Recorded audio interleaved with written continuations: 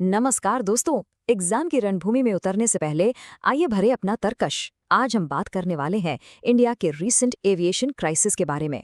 ये एक ऐसी केस स्टडी है जो आपके कॉम्पिटिटिव एग्जाम्स की पॉइंट ऑफ व्यू से आपको समझनी ही चाहिए। तो ये क्राइसिस कितना बड़ा था, जरा इस नंबर पर गौर कीजिए। 1000 से भी ज्यादा इतनी फ्लाइट्स कैंसिल हुई थी, वो भी सिर्फ दिसंबर 2025 के शुरुआती कुछ दिनों में। आप इमेजिन कर सकते हैं, इसने पूरे देश में एक तरह का केओस, एक ट्रांसपोर्ट पैरालिसिस क्रिएट कर दिया था। पर आखिर ये सब हुआ क्यों? देखिए, इस पूरे इशू को ठीक से समझने के लिए हम इस एक्सप्लेनर को 5 हिस्सों में देखेंगे। सबसे पहले क्राइसिस क्या था, फिर इसके पीछे की कॉजेज क्या थी, इसका पैसेंजर्स पर क्या इम्पैक्ट पड़ा, फिर गवर्नमेंट और एयरलाइन ने इस पर कैसे रिस्पॉन्ड किया, और आखिर में सबसे इम्पोर्टेंट, इससे इंडियन एविएशन के लिए आगे क्या लेसन्स मिलते हैं।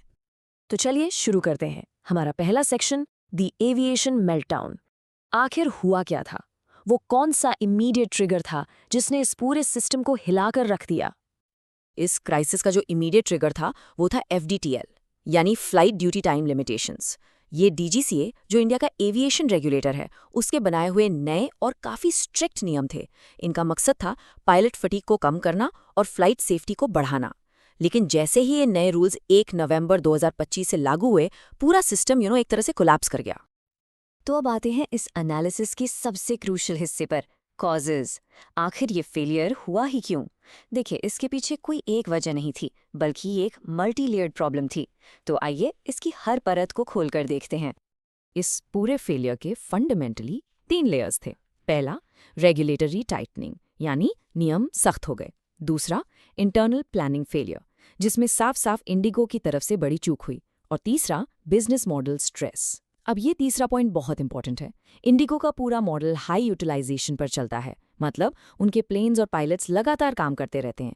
नए नियमों ने पायलट की रेस्ट टाइम को बढ़ा दिया, जिससे इस पूरे मॉडल पर जबरदस्त प्रेशर आ गया। तो साफ है, ये कोई एक चीज नहीं थी, it was a perfect storm. ये स्लाइड आपको बिल्कुल क्लियर कट डिफरेंस दिखाती है पुराने और नए एफटीटीएल रूल्स में। देखिए, वीकली रेस्ट को 36 घंटे से सीधा 48 घंटे कर दिया गया। पर सबसे बड़ा गेम चेंजर था नाइट लैंडिंग्स का रूल, जो पर पायलट 6 से घटाकर सिर्फ 2 कर दिया गया। इसके अलावा पर्सनल लीव को अब रेस्ट पीरियड में काउंट नहीं किया जा सकता था। इन सब का नेट रिजल्ट क्या हुआ? हर एक पायलट की इफेक्टिव अवेलेबिलिटी, यानी काम करने के लिए जो वो अवेलेबल थे, वो काफ़ी कम हो गई। और इसमें रेगुलेटर डीजीसीए का स्टैंड बिल्कुल साफ था। मीडिया रिपोर्ट्स के मुताबिक उन्होंने अपनी स्टेटमेंट में सीधा सीधा कहा कि इस क्राइसिस की प्राइमरी कॉज एयरलाइन की प्लानिंग फेलियर थी। उनके पास नए रूल्स के हिसाब से प्लानिंग, स्टाफिंग और रोस्टरिंग के लिए काफ़ी टाइम था। 2024 की शुरुआत से ही उन्हें पता था, पर उन्होंने आवश्यक कदम नहीं उठाए। इस प्रॉब्लम को और भी ज़्यादा सीरियस बना देता है इंडिगो का मार्केट डोमिनेंस। ये चार्ट देखिए। जब एक ऐसी एयरलाइन जिसका अकेले का मार्केट शेयर 60% से ज़्यादा हो, वो स्टम्बल करती है, तो ये सिर्फ उस कंपनी की प्रॉब्लम नहीं रह जाती। इसका असर पूरे देश के ट्रांसपोर्ट नेटवर्क और इकोनॉमी पर पड़ता है। इसी को हम कहते हैं सिस्टेमिक रिस्क। जब सिस्टम का एक बड़ा हिस्सा फेल होता है, तो पूरे सिस्टम के फेल होने का खतरा बन जाता है। चलिए अब इस क्राइसिस के ह्यूमन एंगल की बात करते हैं, द पैसेंजर स्टोरी, क्योंकि आखिर में इसका सबसे ज्यादा असर आम आदमी पर ही पड़ा। इस डिसरप्शन की ह्यूमन और इकोनॉमिक कॉस्ट क्या थी? तो आइए एक नज़र डालते हैं कि ज़मीन पर, एयरपोर्ट्स पर लोगों को असल में किस तरह की मुश्किलों से गुजरना पड़ा। परेशानियों की लिस्ट काफ़ी लंबी थी। सोच के देखिए, हज़ारों फ्लाइट्स लास्ट मिनट पर कैंसिल हो गईं। दिल्ली और मुंबई जैसे बड़े एयरपोर्ट्स पर लोगों की भीड़ फंस गई। ना जाने कितने लोगों ने अपनी लाइफ के इंपॉर्टेंट इवेंट्स जैसे शादी, एग्जाम्स या जॉब इंटरव्यूज मिस कर दिए। ऑल्टरनेट टिकट्स के दाम आसमान छू रहे थे, जिससे लोगों पर जबरदस्त फाइनेंशियल स्ट्रेस पड़ा। और इस सब के बीच एयरलाइन की तरफ से कम्युनिकेशन इतना खराब था कि लोगों का गुस्सा सोशल मीडिया पर फूट पड़ा। और ये प्रॉब्लम सिर्फ दिल्ली मुंबई तक ही नहीं थी। ये चार्ट देखिए, एक पीक दिन पर बेंगलुरु में 150 से ज्यादा फ्लाइट्स कैंसिल हुई। हैदराबाद में 115, यहाँ तक कि लखनऊ जैसे टियर 2 शहर में भी 41 कैंसिलेशंस हुई। और इन शहरों में लोगों के पास ऑल्टरनेट ऑप्शंस भी बहुत कम होते हैं। तो इतने बड़े संकट के बाद सवाल उठता है कि इसे कंट्रोल करने के लिए किया क्या गया। आइए अब देखते हैं गवर्नमेंट और इंडिगो के डैमेज कंट्रोल मेजर्स को। यहाँ पर एक 2 pronged अप्रोच लिया गया। एक तरफ गवर्नमेंट और डीजीसीए ने एक्शन लिया। उन्होंने इंडिगो के सीईओ को शो कॉज नोटिस भेजा, कुछ रूट्स पर फेयर कैप लगाया, FTTL रूल्स में टेम्पररी छूट दी और यहाँ तक कि इंडियन रेलवेज के साथ कोऑर्डिनेट करके स्पेशल ट्रेन्स भी चलाएं। दूसरी तरफ इंडिगो ने अपने नेटवर्क को स्टेबलाइज करने के लिए शेड्यूल्स कट किए, जिसे उन्होंने नेटवर्क रिबूट कहा, पैसेंजर्स को रिफंड्स और रीबुकिंग दी और 95% नेटवर्क रिस्टोर करने का दावा किया।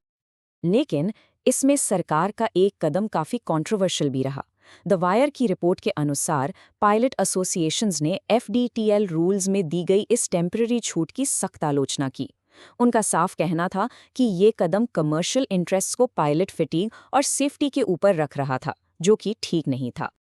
तो चलिए अब इस डिस्कशन को आगे बढ़ाते हैं और अपने फाइनल सेक्शन पर आते हैं, फ्यूचर। इस पूरे संकट से इंडियन एविएशन के लिए क्या सबक मिलते हैं? क्या इस शॉर्ट टर्म पेन से कोई लॉन्ग टर्म पॉलिसी चेंज आएगा? इस क्राइसिस के असर को हम 3 अलग-अलग टाइम फ्रेम्स में देख सकते हैं। शॉर्ट टर्म में तो हमने महंगे टिकट्स, इंडिगो की रेपुटेशन को नुकसान और ऑपरेशनल इंस्टेबिलिटी देखी। मीडियम टर्म में, यानी अगले 1 से 3 साल में, एयरलाइंस के ऑपरेटिंग कॉस्ट्स बढ़ेंगे, पायलट्स की डिमांड बढ़ेगी। और लॉन्ग टर्म में हमें शायद स्ट्रिक्टर रेगुलेशन, बेहतर पैसेंजर राइट्स और ग्रोथ वर्सेस सेफ्टी पर एक नई और गहरी बहस देखने को मिलेगी। तो इससे आगे के लिए कुछ की पॉलिसी लेसन्स बिल्कुल साफ हैं और ये एग्जाम एस्पिरेंट्स के लिए नोट करना बहुत ज़रूरी है। पहला, एयरलाइंस को नए सेफ्टी रूल्स के लिए रोबस्ट ट्रांजिशन प्लान बनाने होंगे। दूसरा, रेगुलेटर्स को इंडिगो जैसी सिस्टेमिकली इंपॉर्टेंट कैरियर्स पर अपनी निगरानी बढ़ानी होगी। तीसरा, मास कैंसिलेशन से निपटने के लिए एक मजबूत पैसेंजर राइट्स चार्टर की सख्त ज़रूरत है। और चौथा, हो सकता है कि आगे से नए नियम लागू करने से पहले एयरलाइन शेड्यूल्स का स्ट्रेस टेस्ट मैंडेटरी कर दिया जाए। और हम आपको इसे एक बुनियादी सवाल के साथ छोड़ जाते हैं, सेफ्टी वर्सेस ग्रोथ। क्या इंडिया का तेजी से बढ़ता एविएशन सेक्टर इन दोनों के बीच एक बैलेंस बना सकता है? ये पूरा क्राइसिस इसी एक चुनौती को सामने लाता है। इस पर विचार जरूर कीजिएगा।